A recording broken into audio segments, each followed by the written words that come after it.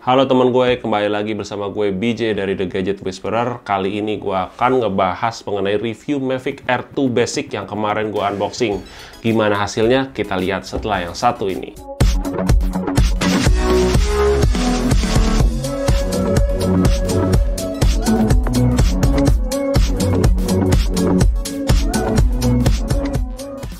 Nah, mungkin teman-teman yang penasaran sama unboxingnya Mavic Air 2 ini, kita bisa lihat di video yang kemarin barusan di-upload. Ya, di situ ngebahas isinya apa aja, terus lo dapetin apa aja, dan dengan baterai yang satu apakah cukup untuk melakukan berbagai aktivitas. Buat kamu yang mempunyai budget yang pas-pasan, tapi pengen mempunyai Mavic Air 2, pilihan yang basic adalah pilihan yang sangat tepat. Kenapa? Karena dengan basic pun kita mendapatkan baterai satu yang cukup kuat untuk melakukan berbagai macam shot, ya, mulai dari hyperlapse, 4K 60, dan kita menggunakan fitur yang namanya APAS juga. Jadi kemarin kita bawa drone-nya ke area daerah Jonggol, itu yang lagi ngetop banget, namanya Bantar Kuning di Cariu Jonggol di Bogor. Ya, itu tempatnya bagus, banyak persawahan yang luas dan juga ada kayak bukit-bukit gitu. Dan cuacanya normally itu cukup bagus untuk terbang. Pada saat pengetesan tentu saya membawa lebih dari satu baterai karena untuk mendapatkan stok foto yang banyak dan video yang banyak. Tapi dengan menggunakan dan memaksimalkan satu baterai saja, sebenarnya kita bisa dapat berbagai macam shot. Shot yang saya maksudkan adalah di sini adalah 4K 60. 4K 60 ini sudah upgrade banget dari yang sebelumnya, which is 4K 30. 30 frame per second itu tidak bisa dibuat slow-mo dan hasilnya cenderung lebih halus yang 60 frame per second. Dan ini adalah merupakan Mavic family pertama yang dapat merekam 4K di 60 frame per second. Jadi kalau kita mau adain slow-mo bisa setengah kali lebih slow daripada yang kita tangkap. Kemarin pada saat saya terbang Mavic Air 2 ini, itu sudah jam 7.30 pagi. Jadi matahari terbitnya sudah lewat, masa-masa sunrise sudah lewat. Jadi itu sudah cukup terang, dan di situ kita harus bermain juga di HDR video. Nah, HDR video itu seperti apa? Dia bisa menghasilkan warna yang lebih natural, ya, lebih saturasi juga lebih tinggi tentunya, dan hasilnya lebih gurih, ya, ibaratnya lebih menarik aja warnanya. Nah, tapi untuk pengambilan HDR video hanya di maksimum frame per second 30. Nah, saya coba di 4K 30 untuk melakukan HDR video, pengambilan gambar HDR video. Dan hasilnya cukup bagus, ya. Saya sih suka juga, dan ini size-nya tidak terlalu besar kalau menurut saya. Saya pikir akan size-nya memakan size besar banget, tapi ternyata tidak. HDR video ini bisa dipakai di intensitas cahaya yang sangat tinggi, misalnya siang hari atau enggak matahari sudah fully naik, ya, atau enggak sudah benar-benar sudah menerangi seluruh area yang tempat kita terbang. Dan kalau kita menggunakan HDR video juga, itu area awan-awan itu dan langit akan terlihat lebih hidup. Pada saat yang sama saya juga mengaktifkan fitur yang namanya APAS. Jadi di sana tuh banyak pohon-pohonan, ya. Saya ngetes kalau APAS itu bekerja atau tidak. Jadi APAS saya nyalakan dan saya merekam di 4K 30 dengan HDR video, dan saya akan majukan drone-nya itu ke arah pohon. Nah, saya hanya majukan terus sehingga si drone-nya ini bisa menghindar dengan sempurna. Dan saya coba di pohon yang satu lagi, itu juga akan menghindar. Jadi saya tidak memanuver apapun, saya hanya maju saja.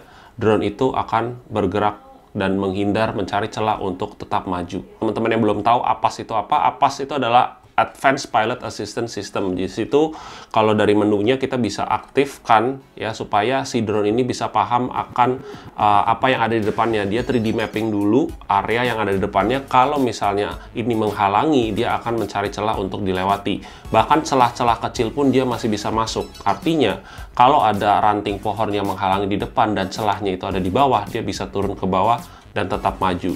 Ya, ini sih gokil sih. Ini drone memang sangat-sangat luas. Karena transmisi signalnya sudah menganut OcuSync 2.0, which is dia bisa terbang jauh, ya. Jadi saya coba terbang dan mengambil gambar di area yang jauh dari tempat yang biasa kita ambil shotnya, which is saya terbang sekitar 1,4 kilo untuk mengambil area lain yang cukup menarik. Nah, di situ ada orang yang sedang seperti kayak membakar daun-daun kering itu, ya, saya coba ambil hyperlapse. Nah, hyperlapse di sini itu ada opsinya 8K. Jadi apa itu 8K Hyperlapse? 8K Hyperlapse itu gabungan dari foto yang 48 megapiksel foto. 8K Hyperlapse itu hanya tersedia di free dan waypoint saja. Jadi kalau untuk circle dan course lock itu tidak tersedia sampai saat ini. Jadi untuk yang bagian yang lain kita bisa ambil di 1080 saja. Lalu kenapa DJI menambahkan fitur 8K di hyperlapse-nya? Padahal mungkin mostly semua mobile phone kita sampai saat ini mungkin belum bisa. Ya mungkin supaya untuk menstimulasi pasar sehingga nanti akan ada TV dan mungkin handphone yang support 8K. Karena hasil dari image 8K atau video 8K itu memang jauh lebih jernih. 4K saja sudah jernih, apalagi yang 8K. Nah, kalau kita ngomongin fotonya di sini ada berbagai mode. Mode yang biasa saya pakai adalah single foto 12 megapiksel dan juga ada 48 megapiksel mode. Jadi 48 megapiksel mode ini benar-benar memaksimalkan sensor setengah insinya Mavic Air 2. Jadi supaya mendapatkan full 48 megapiksel foto.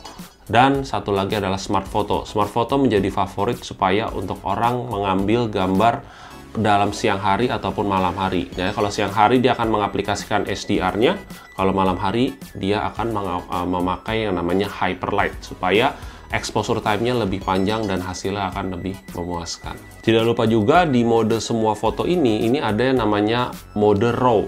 Jadi di bagian setting kita bisa opsinya JPEG dan RAW-nya dicentang sehingga nanti kalau kita tarik datanya itu ada file DNG. Nah, kalau kita ngambil 48 megapikselnya dan ada RAW-nya, itu RAW-nya cukup besar sekitar 96 hingga 98 megabyte. Tentunya dengan RAW kita dapat mengedit itu file dengan leluasa ya. Misalnya kita ngeditnya di Lightroom, itu bisa lebih gampang dieditnya karena dynamic range-nya itu sangat luas.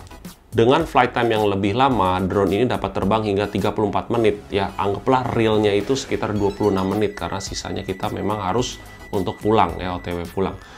Ini sangat cukup untuk membuat hyperlapse dan kita bisa merekam 4K 60 dan juga beberapa foto, termasuk foto dengan 48 megapiksel atau smart photo. Nah, buat teman-teman yang budgetnya 12 jutaan, ya nggak ada salahnya ambil Mavic Air 2 yang basic ini. Belinya di mana? Ada di kamera-kamera, tersedia di kamera-kamera, ada link di bawah ini, tinggal klik langsung buy. Ya, kalau teman-teman budgetnya lebih dari itu, silakan ambil yang combo juga tersedia.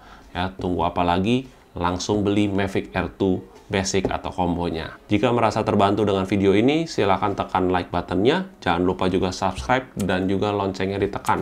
Saya akan terus bikin video-video seperti ini. Sampai ketemu di lain kesempatan dengan saya BJ. Salam The Gadget Whisperer.